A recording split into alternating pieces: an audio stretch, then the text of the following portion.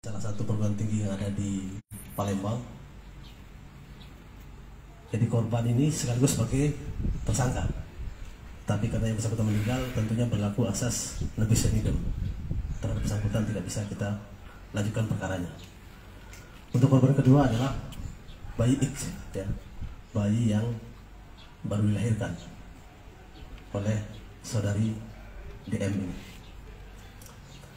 Kemudian waktu kejadian terjadi pada hari Minggu tanggal 29 Januari tahun 2023 sekira pukul 14.00 di Hotel Sriwijaya, Kuala Tunggal. Kemudian dalam perkara ini ada dua tersangka yang kami amankan. Yang pertama adalah saudara ARP, ini usia 21 tahun, profesinya atau pekerjaannya mahasiswa di salah satu universitas yang ada di Kota Palembang. Yang bersangkutan adalah pacar dari almarhum saudari DM. Kemudian tersangka kedua adalah saudari SAP, usia 19 tahun, yang bersangkutan merupakan siswi dari salah satu sekolah menengah atas yang ada di Banjar Barat ini. Kemudian untuk barang bukti rekan sekalian yang tadi sudah diidentifikasi, kemudian di depan kita semua ini ada beberapa barang bukti. Yang pertama adalah uang, ya, pecahan 100.000 dan 50.000, jumlahnya 950.000. Kemudian handphone milik tersangka saudari SAP, ya, yang ini, ya. Kemudian yang dipegang Bu Kasateskrim yang sebelah kanan, tangan sebelah kanan, merupakan handphone milik almarhum saudari DM. Kemudian yang terakhir adalah handphone milik tersangka ARP, ya, yang merupakan pacar dari almarhum saudari DM. Kemudian ada beberapa obat-obatan, ini kita temukan di TKP, ya, kita temukan di TKP pada saat kita melaksanakan olah TKP.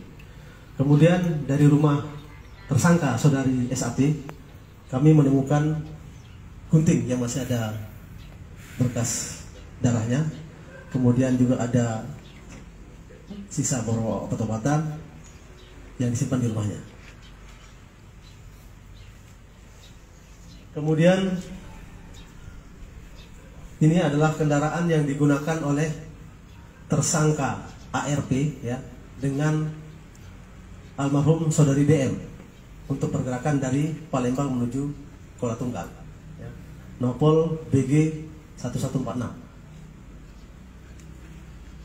Kemudian kami juga mengamankan barang bukti lain, yaitu sepeda motor milik tersangka saudari SAP dengan nomor polisi BH 4140 BI. Untuk saat ini untuk barang bukti diamankan di Satreskrim untuk proses hukum dengan.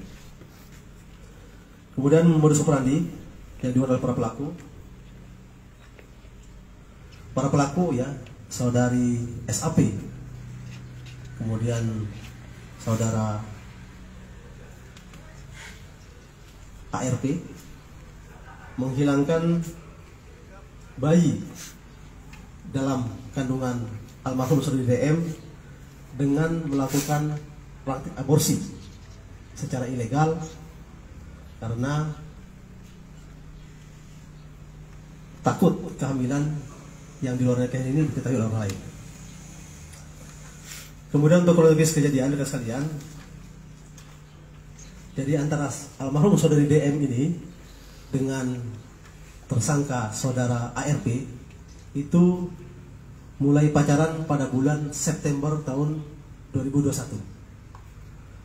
Kemudian pada bulan Desember tahun 2021 kedua orang ini, ya, almarhum saudara DM dengan tersangka saudara ARP ini sering melakukan hubungan layaknya suami istri, baik itu di hotel maupun di kos-kosan.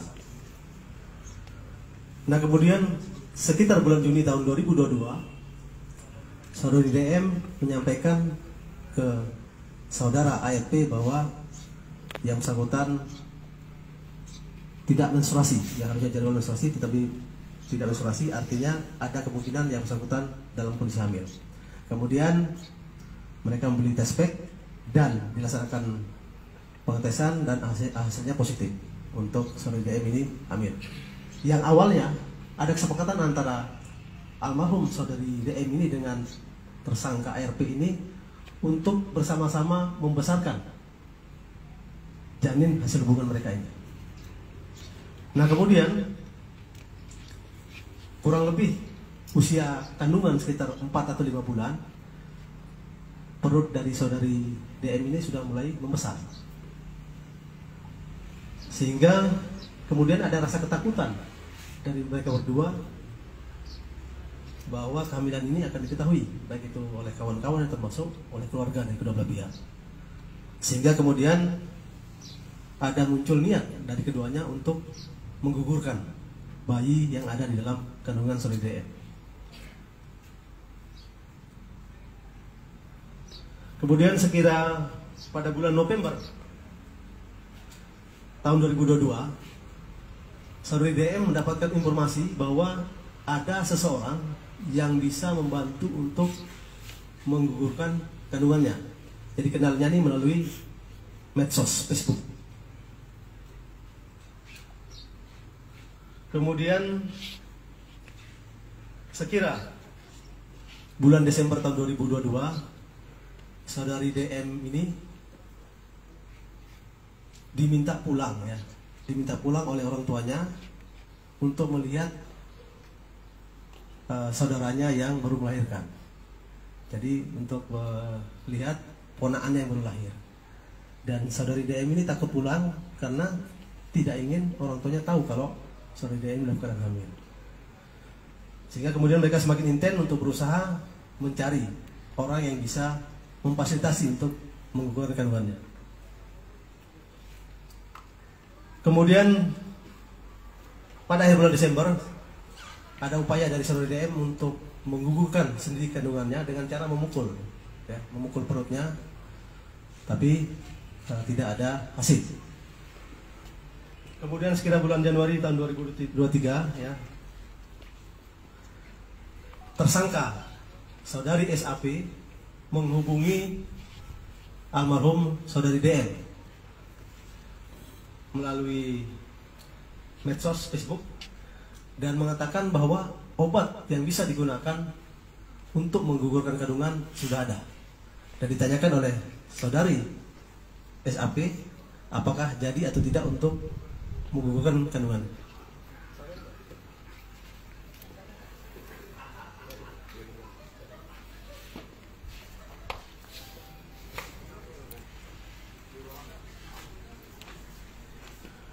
Mohon waktu rekan sekalian untuk kita hadirkan tersangkanya.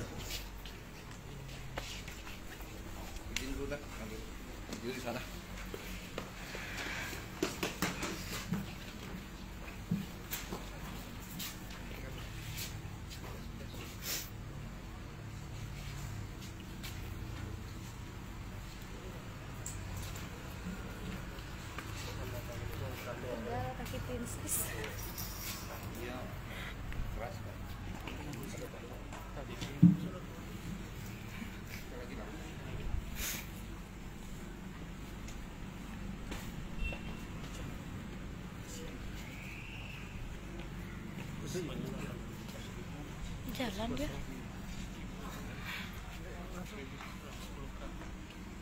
Itu menit. Nanti tersangka itu. Hah? Tersangka. Kirim di sini.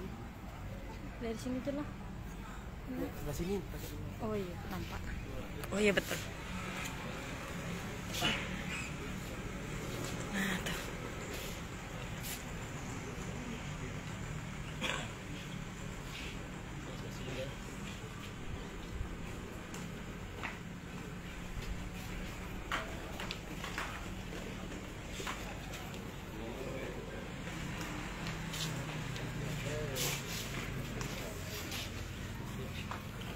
Saya lanjutkan rekan sekalian. Jadi setelah mendapatkan informasi dari tersangka saudari SAP, kemudian antara saudari almarhum saudari DM dengan pacarnya saudara ARP sepakat untuk menggugurkan kandungannya. Kemudian pada hari Jumat tanggal 27 Januari tahun 2023 sekira pukul 16.00 tersangka saudara ARP merental sebuah mobil BG 1146O jenis mobil Avanza yang kemudian digunakan oleh tersangka ARP dan almarhum saudari DM untuk berangkat dari Palembang menuju Kuala Tungkal. Sebelumnya tersangka saudari SAP mengirimkan lokasi yang akan dituju kepada almarhum saudari DM. Kemudian sekira pukul 19.30 di hari yang sama ya, dari Jumat tanggal 27 Januari tahun 2023, almarhum saudari DM bersama dengan tersangka saudara ARP ini berangkat dari Palembang.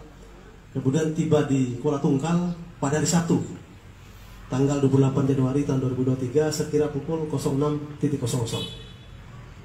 Kemudian saudari DM menghubungi saudari SAP menyampaikan kedatangannya di Kuala Tungkal dan kemudian diarahkan oleh saudari SAP untuk check-in di kamar 207 di hotel yang tadi saya sampaikan. Kemudian sekira pukul 10.00 pada hari Sabtu tanggal 28 Januari 2023, saudari SAP ini datang ke kamar 207 untuk menemui saudari DM dengan saudara ARP. Kemudian memberikan obat ya, yang ada di depan kita ini sekalian, Protesid misoprostol, dan menyuruh untuk meminum 2 buah, kemudian 3 butir dimasukkan ke dalam organ reproduksi saudari DM. Kemudian di hari yang sama sekira pukul 11.00 almarhum saudari DM mulai melaksanakan apa yang diarahkan oleh saudari SAP ini dengan meminum 2 butir obat yang tadi diberikan, kemudian memasukkan 3 butir obat melalui organ reproduksinya.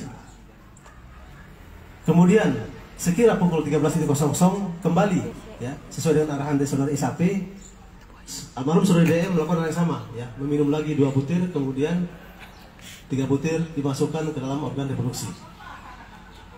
Kemudian berlanjut lagi yang ketiga, kembali melakukan hal yang sama sekira pukul 16.00. Dan terakhir sekira pukul 19.00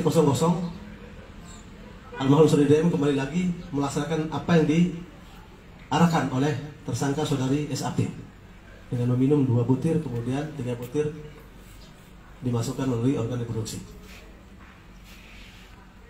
Kemudian pada hari Minggu tanggal 29 Januari 2023 sekira pukul 06.00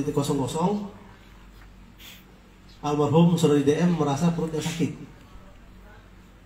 Kemudian menghubungi saudara SAP dan diarahkan oleh saudari SAP dan diarahkan oleh saudara SAP untuk ngeden ya, supaya bayi yang ada dalam kandungannya keluar.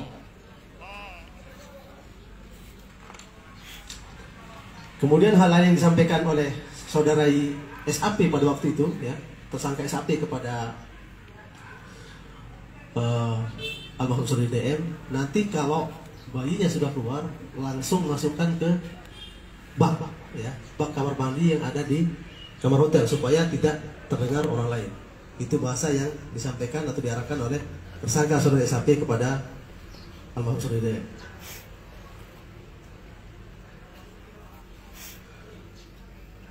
Kemudian sekira pukul 10.00 karena bayi yang ada dalam kandungan tidak juga keluar, saudara ARP menghubungi saudara SAP, dan tidak lama kemudian saudara SAP ini datang ke hotel dan membantu proses supaya bayi itu bisa keluar dari kandungan dari saudari DM. Kemudian karena belum berhasil, kemudian saudari SAP meminta kepada saudara ARP ini untuk memapah almarhum saudari DM ke kamar mandi. Kemudian di dalam kamar mandi ini, ya, dengan posisi saudari DM agak jongkok, ya, setengah berdiri. Kemudian tersangka saudari SAP ini berdiri duduk jongkok di depan, ya, di depan almarhum saudari DM, ya, untuk membantu supaya bayi tersebut bisa dikeluarkan. Untuk saudara RP berada di luar kamar mandi sambil juga memantau perkembangan. Sekira 10 menit, menurut keterangan dari saudara ARP ini mendengar ada suara tangisan bayi, ya, tidak lama. Kemudian saudara ARP melihat ke dalam kamar mandi pada saat saudari SAP ini memasukkan bayi X ke dalam bak kamar mandi yang ada di dalam hotel.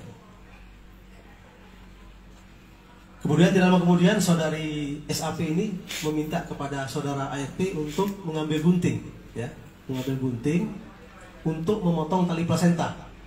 Karena pada saat itu tali plasenta masih terhubung antara bayi X dengan ibunya, ya, almarhum saudari DM. Kemudian setelah dipotong tali plasentanya, untuk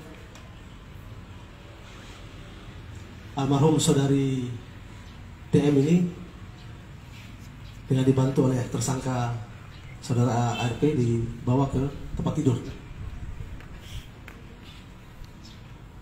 Kemudian saudari SAP meminta